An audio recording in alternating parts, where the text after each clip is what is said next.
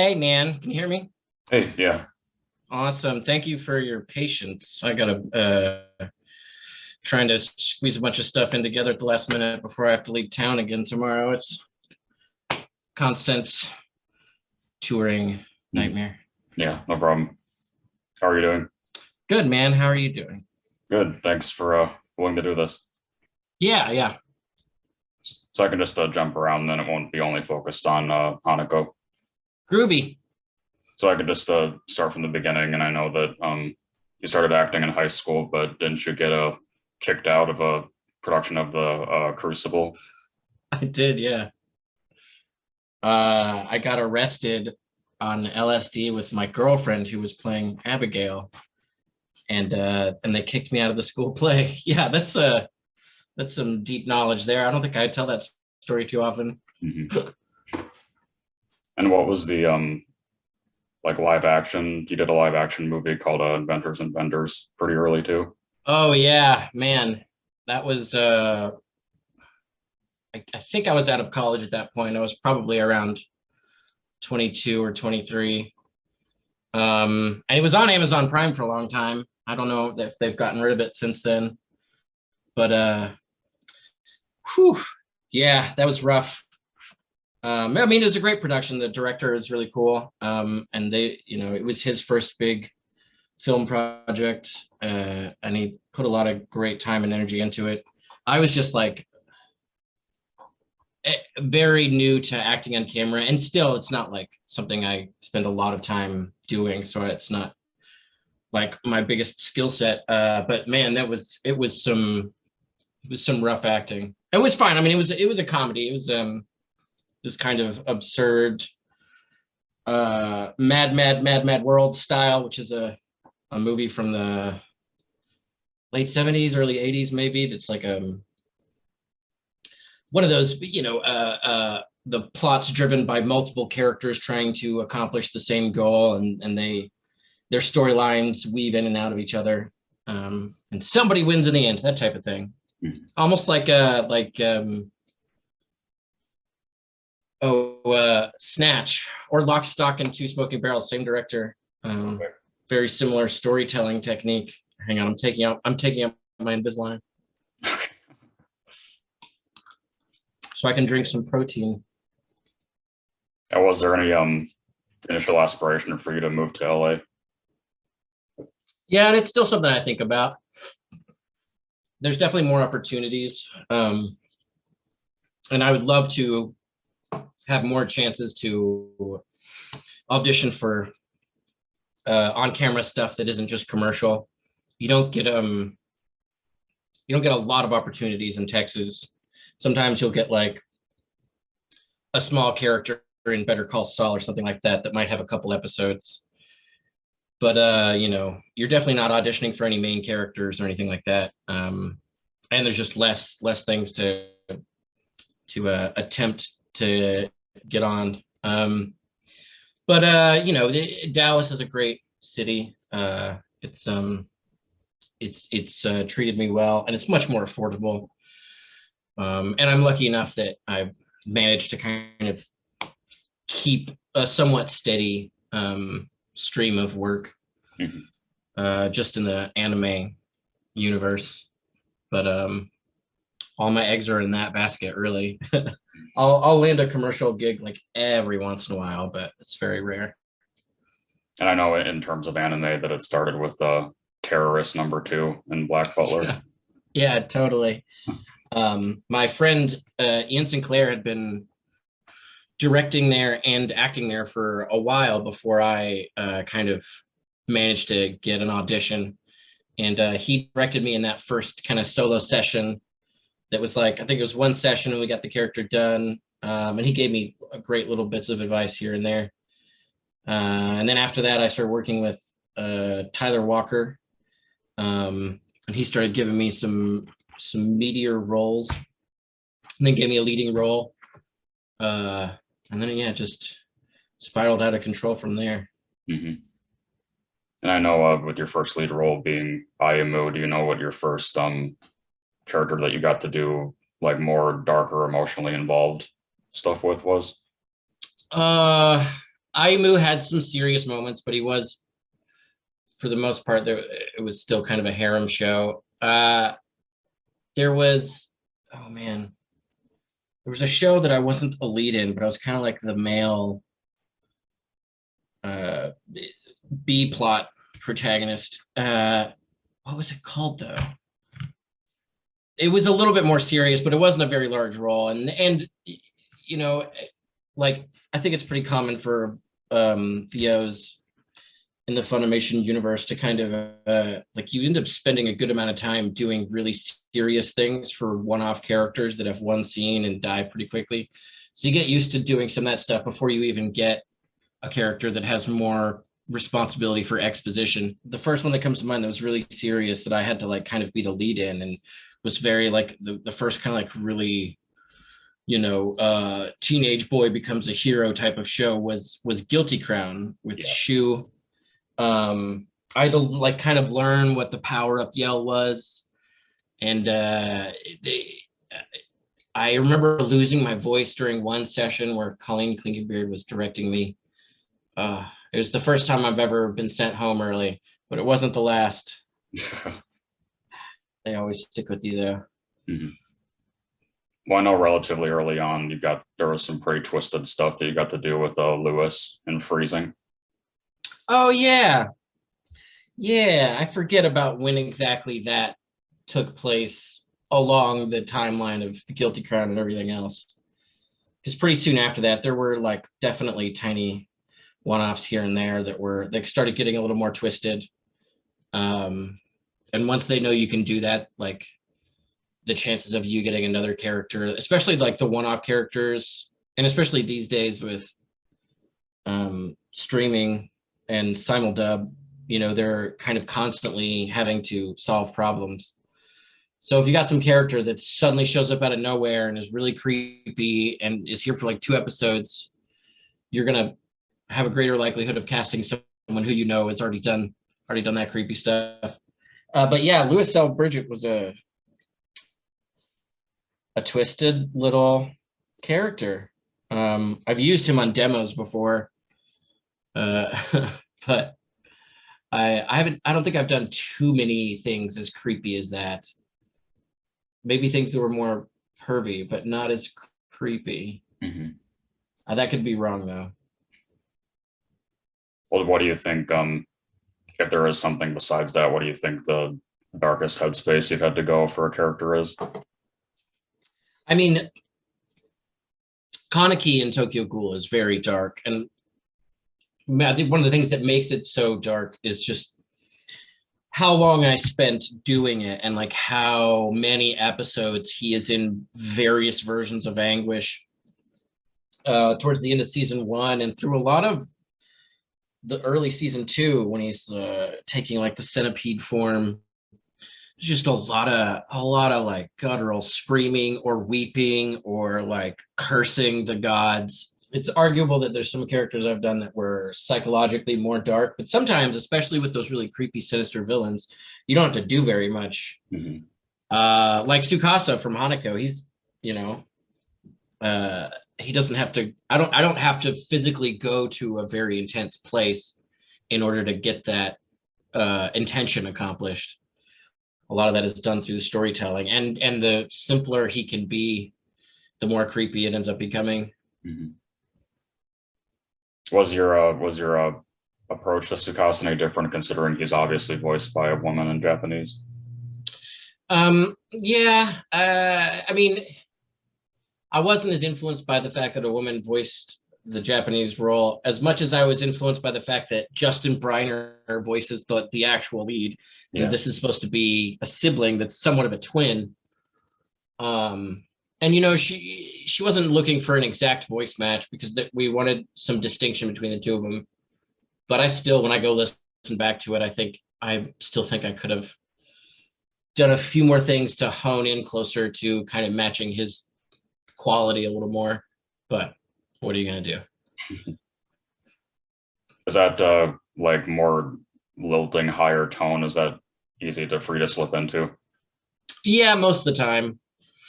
I would say it's gotten harder as I've gotten older, and my stuff has aged.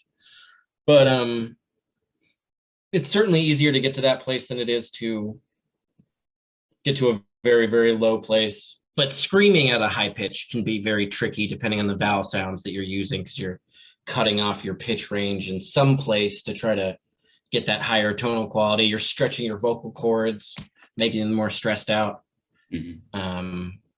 So it can be more straining to get that higher pitched for sure. And for people who haven't seen it, because it is really interesting, with your interview with Elise Bowman, and you talk about what you do in the booth. You want to go over that? Oh yeah. Oh sure, yeah. It's a lot of stuff that is behind the same philosophy that you'll learn from Kristen Linklater's technique. She's a vocal instructor. I've studied under a bunch of Linklater teachers, and I've also worked with Tina Packer at Shakespeare and Company in Lenox, Massachusetts, and she was a contemporary, or still is. They're both still alive. With Kristen Linklater, they worked together for a really long time, and they incorporate these other methods as well. There's the Alexander method, the Feldenkrais is a good one, and there's another one I'm blanking on right now. But a lot of these techniques are about honing in on your body, getting used to your natural instruments, sensitizing yourself, keeping yourself present and aware. And so aside from warm-ups and stuff, like oftentimes in the booth, if I find myself distracted or unable to get to a place emotionally, instead of like trying to academically think about being upset or getting in there too much, I try to check in with myself, check in with my posture, with any place I might be holding tension, touch something in the studio to try to waken my senses back up, try to smell the air, feel the temperature, just things to sensitize me to stimulus, to get more associated in my body and in the present moment. And I find that the more I invest in that, and the more I kind of like meditate on mindfulness, especially in the booth, the easier it becomes to efficiently accomplish the goal of the character and express the intention of the line that you're trying to say, which at the end of the day, especially in the anime, that's kind of all you got to worry about. Is you go pretty much line by line, what exactly is happening in this exact moment, and how do we express that, and where is the character at in the arc of their journey as a character, and in this scene, and right in this second as they're speaking. And you answer those questions, and most of those questions get answered by the performance of the Japanese seiyuu, who will inform you a lot with what's going on, but based on their vocal intonation, and there's some translating of that goes into English intonation. There's certain, there's pitch variations that we make that they don't make, and vice versa. So it's at the end of the day, it's pretty technical. But the more I can rest on that training, the more I can, if I'm going to get worried about something, the more I can hone in on things that I can control, like making myself more relaxed and more sensitized. The easier the job is to get done. You get out of your way a little bit, and just help tell the story. Mm-hmm. Yeah. And do you have a personal preference, I guess, at least maybe just with voiceover, on working on dramatic stuff over comedy, or no? Oh gosh, it's hard to say. I mean, I like both. I prefer a show that has both of those things in there. And like, Is This a Zombie was pretty silly, but it did have these beautiful moments that got really serious. And so I guess at the end of the day, I do like comedies more, honestly, with a nice little slice of drama in there. At the end of the day, that is easier to deal with than like a leading role in Attack on Titan. Those guys gotta scream just all the time. Mm-hmm. Screw that. If possible. Like I used to really want to prove how good I was, and I'm past that now. Give me something nice, subtle, vocally untaxing. Whatever I like it to be as dropped in as possible. There's like Darling in the Franxx, which Clifford Chapin directed. it had this very subtle acting style that he pushed us towards, and the animation and storytelling itself supported, and that was really fun. That was on the more dramatic side, but it wasn't it wasn't mired in one kind of emotion. It was more something that was dropped in, so there got to be a lot of these intimate moments, and those I think are the really sweet moments. Yeah. And they don't hurt you. I know Not physically. Yeah. Well, I know one character that's sort of more campy that I don't really see you talk about much is in Tales of the Tales of Zestiria, Lunaire. Yeah, that guy was a pain in the ass. They kept booking me to do it at like 10 o'clock in the morning. So I'd come in and my voice would still be like raspy, and I'd have to do all these horrible things to it. He just mostly, aside from like being like real screechy, he had this very specific laugh that I was always trying to imitate what the Japanese voice actor was doing, and I don't think I ever really accomplished it. But yeah, it was a pain in the ass. Him and Accelerator are two characters I don't really want to do again. I mean, if Accelerator were to come back, I would do it, but I'm kind of done. I like, if possible, avoid it because it's just so taxing.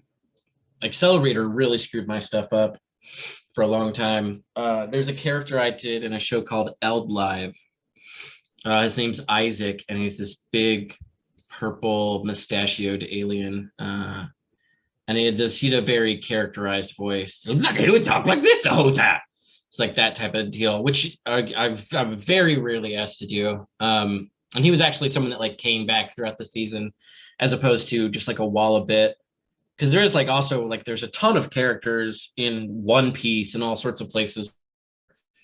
That's when we get to really play around. And I've done a lot of really dumb, campy, weird, stupid voices, for someone you see in one scene, which is always great to do because you can slowly like convince directors that you can maybe do things that they're not used to you doing, which is how I got like, they just announced a character I'm doing in One Piece. And he's like vocally very out of my normal range, but I'd been working with Anthony Bowling enough that he's heard me do some of these different voices.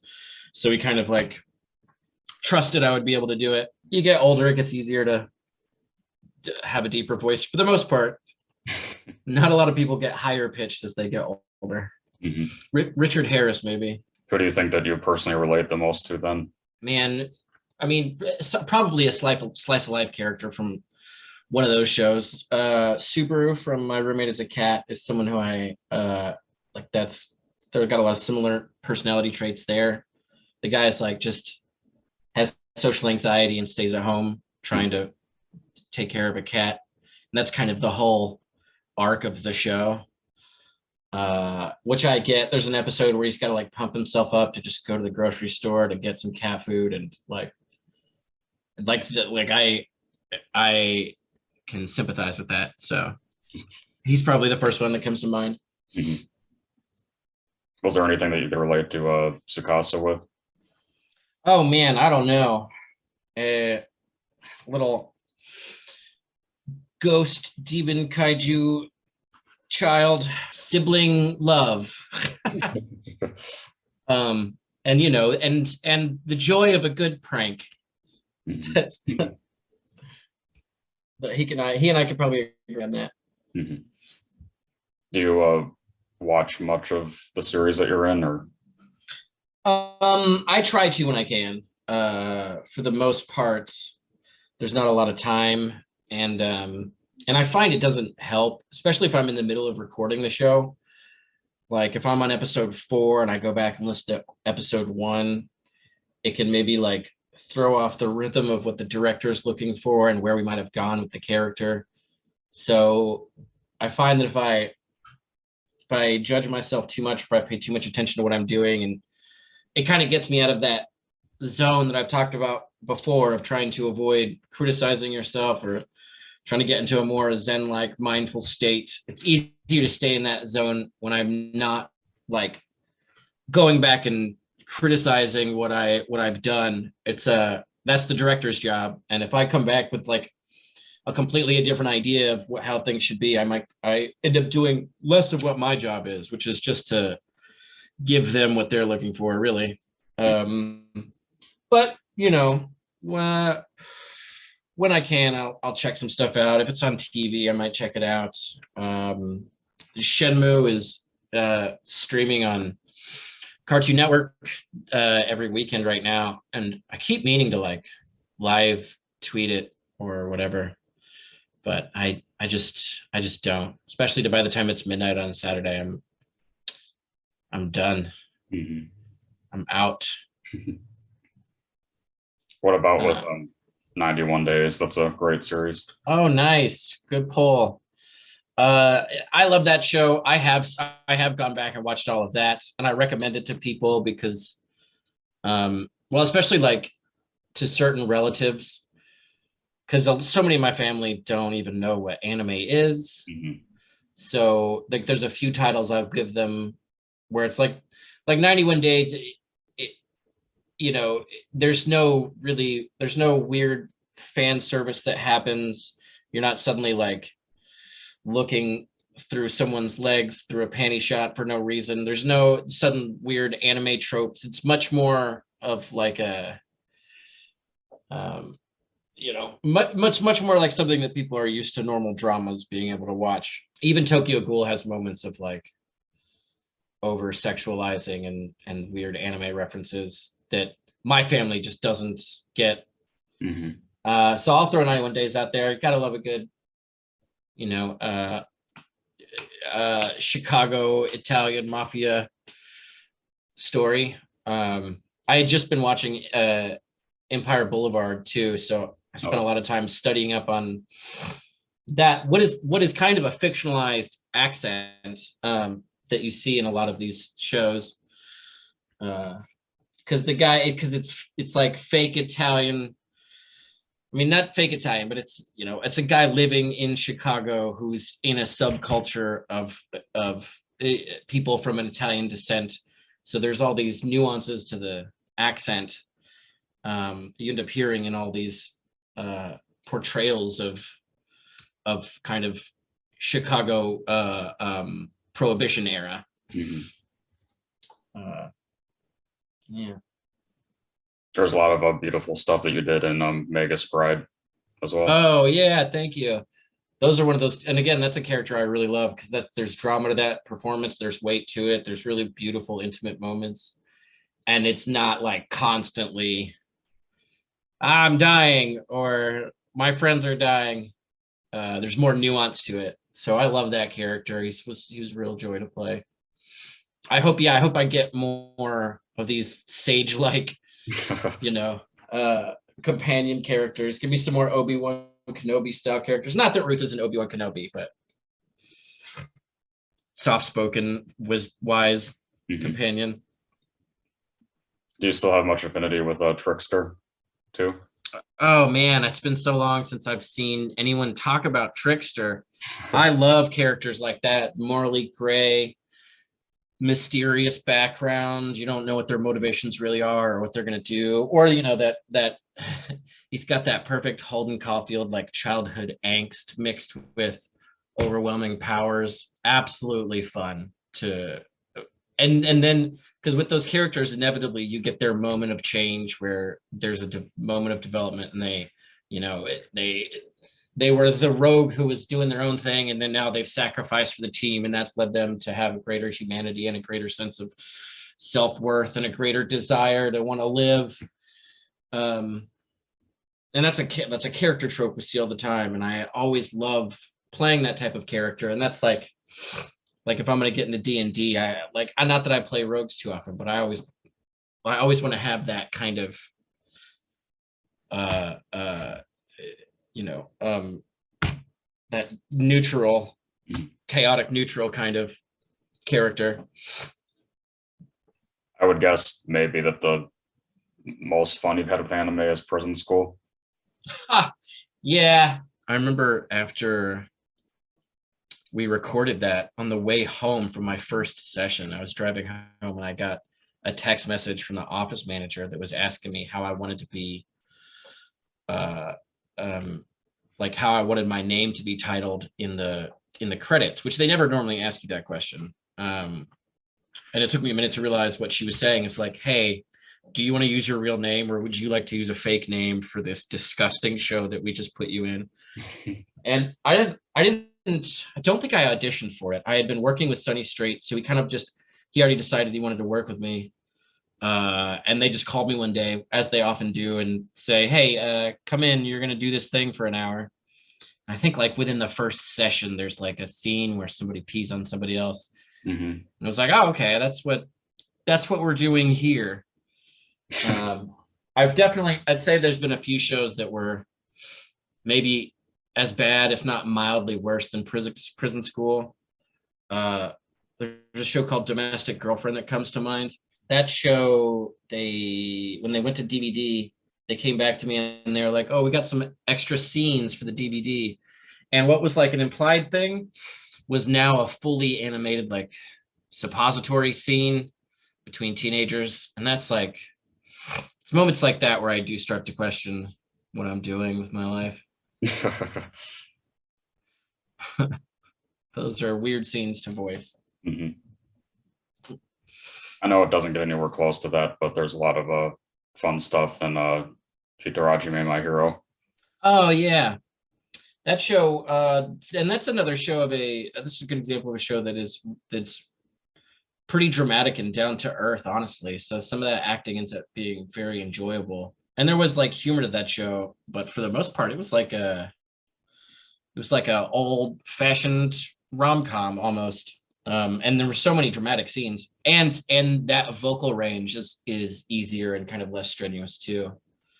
And David directed that. He's a very good director. Always a joy to work with. And David Mantrango was ended up actually recording some of our lines in the booth together, which is the only time I've done that in anime, recorded at the same time as someone else. Which is cool. It's harder to do. It's harder for the production side to record that and separate all of the two different vocal tracks. But it's always cool to actually get to act with someone instead of alone in a closet. I know it's pretty rare in anime too, but has there been a case where you've gotten to perform with yourself, like play multiple characters? Oh, I mean, not really. They try to avoid that. Unless, I mean, the only time something like that would happen is if within the narrative of the story, like if the Japanese voice actor does multiple characters, then the American voice actor will probably do the same thing. Mm-hmm. So Tokyo Ghoul in season 3, Tokyo Ghoul Re, I'm playing Heisei and I'm playing Kaneki, and they have a bunch of scenes where they're speaking together.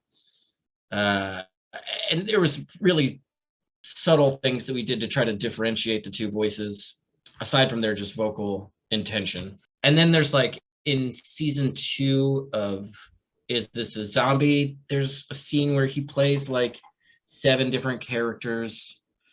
But those are kind of technically still me playing the same person. There is one instance in Dragon Ball Kai, I did background characters, and they let me slip this in there. There's this one scene where it's during the tournament arc, and they watch somebody, I think it's like Goten or somebody, like beat someone up, and the other Z fighters are like, don't be too good. Remember, we're trying to chill out. And in the middle of the fight, it like cuts away to the audience, and there's this surfer guy and his girlfriend, and they both have a quick little one-liner, right, one after the other.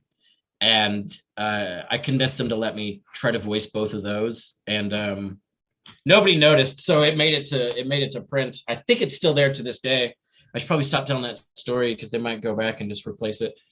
Because normally, I mean, they don't want you to get away with that stuff, but it was such a goofy moment. But yeah, one of the coolest things I've done is voice that couple in that scene. I need to go back and figure out what episode that was so I can reference it better. Mm-hmm. I know pretty recently too, we get to be in the Prince of Tennis. Yes. Yeah. Howard Wang is directing that. I worked with him a bunch on it.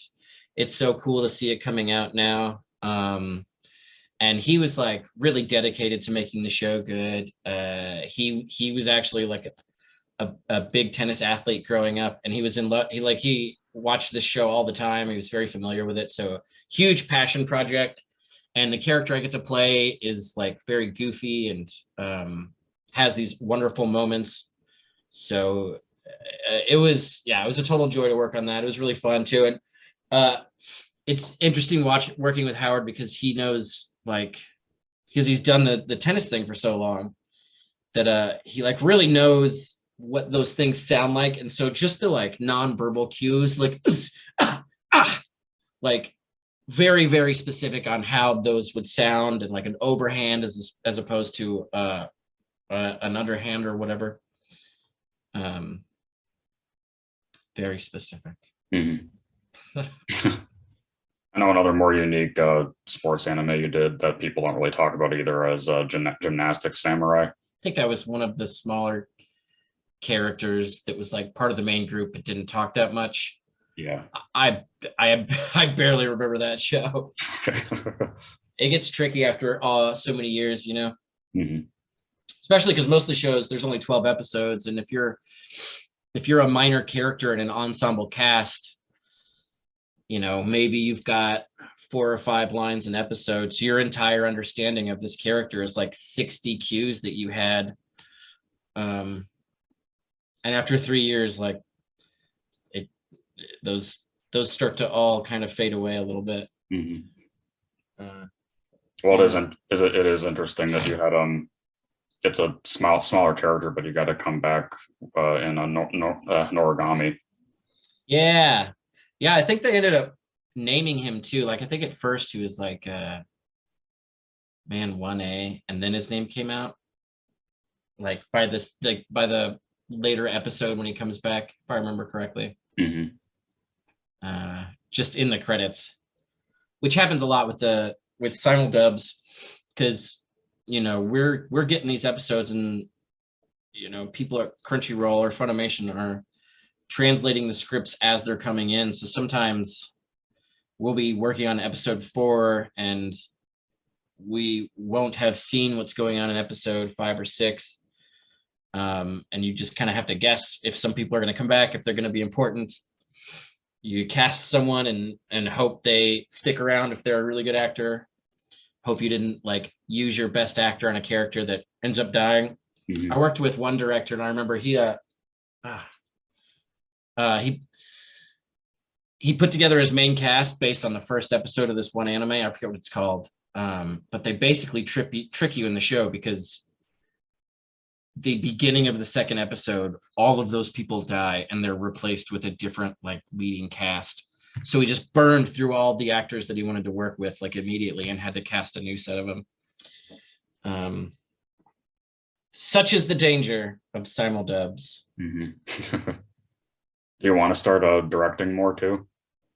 Man, I don't know. I almost had the chance to direct my own show this season, but I'm just like too busy with other work. I've got a bunch of cons coming up, and so I'm going to be gone every weekend, and there's some shows coming back that I'll be recording. So I'd really like to direct some more, but it probably won't happen for a little bit. And I got used to, I guess when I started assistant directing was during the pandemic, and all of my directing experience has been from home, like over a laptop, which is a great gig.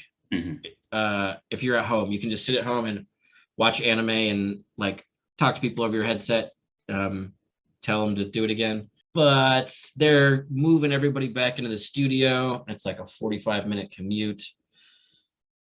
And they usually will want you there for like at least 4 hours at a time. And I just couldn't do it. I'm too much of an introvert. I wanted to stay home. I'm still going in there for acting stuff because I don't have a choice. But we'll see. We'll see how it goes. Once I get used to the new studio a little bit more, and after this next season, I might end up talking to someone about getting back into directing a bit. But it's intense, you know. It's always go, go, go. There's always the next episode, the next project. I don't know how any of those people sleep in that building. I think some of them don't. Mm-hmm. Those are just some questions people had from the community. Probably like the biggest one was what your personal opinion of Tsukasa was. Like, do you think that he's actually his brother, or is he just like a made up demon? I mean, man, there's so many weird ways you could go with it too. And I'm not, like, I've read up on it, but I'm not super familiar with the manga source material, so I can't say for sure it's going to be this or that. But the interpretation that I would lean towards is always going to be something more representative, like he's enough of a separate part of this person's entity that he's kind of manifested into his own ethereal intelligence. They could be two sides of the same coin, and may have grown out of the same seed, but now are ultimately separate entities. Mm-hmm. Whether or not those two entities like have ultimate connection or influence over each other, that's who's to say. They live outside of this physical realm, so they're not bound by the same principles of outside of the singularity, you know. Mm-hmm. Outside of the physical plane where we all just become the same mass of weird Mother Gaia mana energy. Mm-hmm. And then they're definitely the same person. I don't know. Was there a particular favorite moment you had in the series for him? I mean, any of the torture scenes are pretty fun. Those moments where he like runs up on his brother, the first introduction that we have of him, and he's like, "It's so good to see you." He's just like, "Hey, how's it going?" That kind of, I don't remember any of the lines because it's impossible, but those creepy, like, "I gotcha, how's it going, brother" moments. And I think there is that energy of that, the same kind of like you get with the Joker and Batman, like he relishes in their interaction. So I think he genuinely is happy to see him and would be sad to lose him, and is excited to affect him. Yeah. I know there's it's kind of the case with a lot of shows that you're into, but so many people want a second season of Hanako, especially. Yes. Oh man, and it's getting. I'm talking to more and more fans about it at conventions, and I've got like multiple posters of it now. So I would really love to come back. I'd love to play with the voice again too. Honestly, there's. I mean, this is another thing. Like, I went back and watched that show, and there's always something that I'm like, I can do this better or different. So I'd love to take another crack at it for sure. Mm-hmm. We'll see if they let me do it. I know another one of your main higher voice characters that you wouldn't have totally expected that it would be you is in Token Ranbu. Yeah. Okay. I think that was Jade that directed it. Right. And that's where they're all like magical swords, right? Yeah. Yeah. And he's got a obsession with finances. I remember this guy. He's so much fun. I think I ended up landing that role because I had worked with Jade in a show called what's her name? Tamo Noreen. Yeah. It's a show about an agricultural school, and she was one of the leads in it. And so she got stuck having to listen to the voice that I did for that character. And I think that was when she was like, "Oh, you've got a little nerdy kid voice." Which it's a great voice to fall into, and it's so much easier for me. That's like the easiest younger sounding voice to do because it's so nasally, and I'm already naturally very nasally. So when I'm cutting it off and bringing it up in my head voice, it's so hard to not like get really, really nasally with it. So nowadays when I'm like, especially when I'm trying to play a younger version of myself, I'm spending the whole time just trying to like open my nostrils up as I'm making a high-pitched sound. Mhm. These are the things I think about these days as an actor.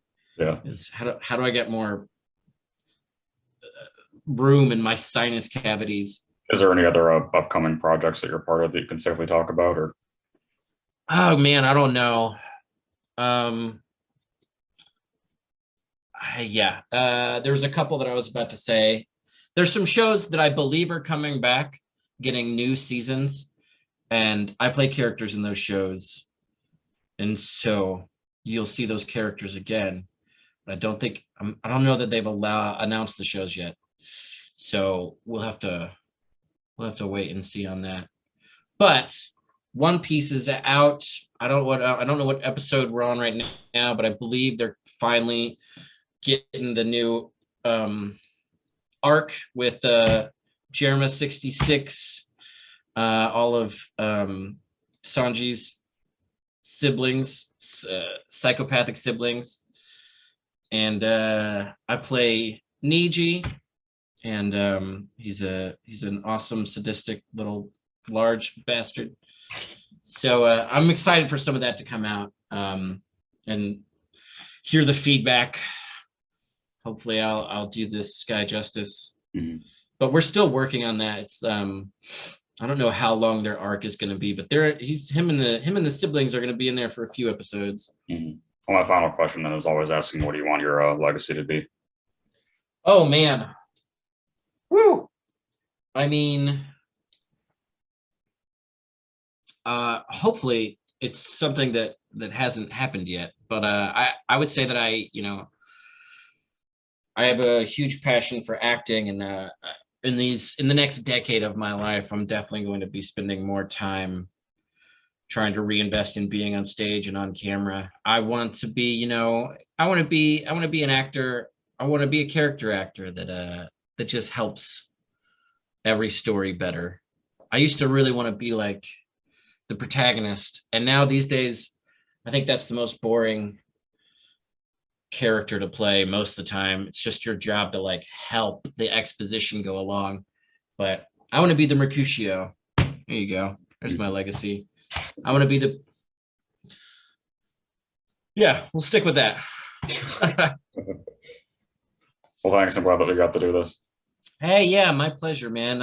And thanks for your patience. My schedule is so crazy that I very rarely do these things because of this. But I'm glad we got a chance to chat. Yeah, it was funny back when I did DC Douglas. He said that you guys are like each other's spirit animals. Yes, hell yes. Oh, that's awesome. What a shout out. I love DC so much. He's fucking great. It's exciting to hear. I'm gonna go send him a Instagram DM. Be like, what's up, baby? Yeah. Okay, thanks. Well, cool, man. Yeah, thank you. Sorry I got a jet, but this was a joy. No problem. Yeah. All right. Have a good one. Bye. Later.